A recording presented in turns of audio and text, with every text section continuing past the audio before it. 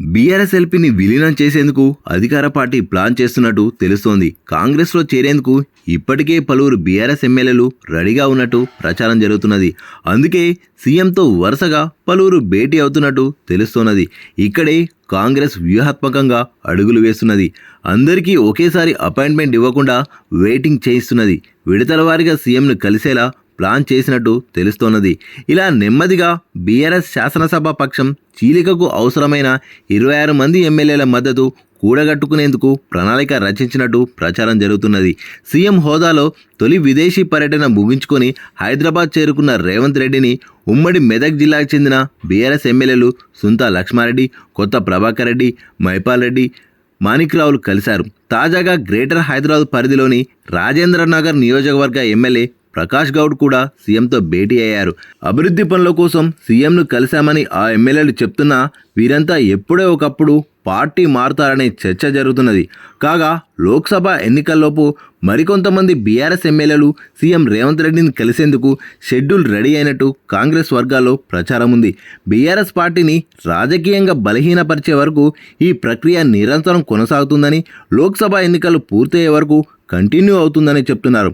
అసెంబ్లీలో బీఆర్ఎస్ పార్టీని బలహీనపరిచే వరకు ఈ భేటీలు కొనసాగుతాయనే టాక్ ఉంది.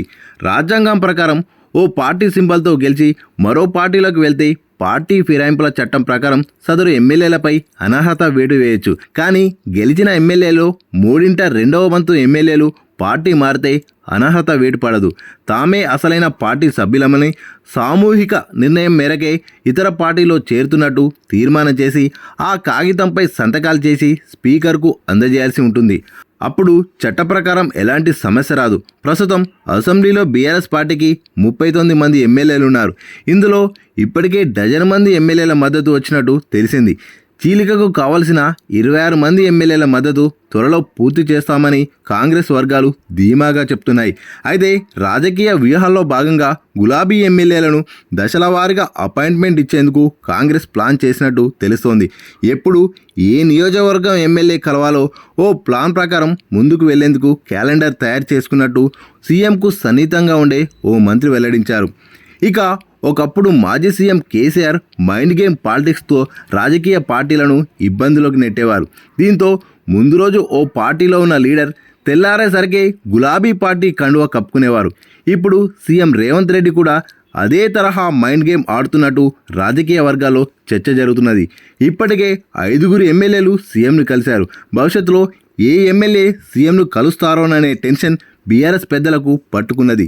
సీఎంను కలుస్తున్న వారు ఎవరు కూడా ముందుగా పార్టీ పెద్దలకు చెప్పడం లేదు. కలిసి వచ్చిన తర్వాత అభివృద్ధి పనుల కోసం కలిశామని వివరణిస్తున్నారు. దీంతో సీఎంను కలిసి వచ్చిన బీఆర్ఎస్ ఎమ్మెల్యేలు చివరి వరకు పార్టీలో కొనసాగుతారా అనే అనుమానం ఆ పార్టీ లీడర్లను వెంటాడుతున్నది.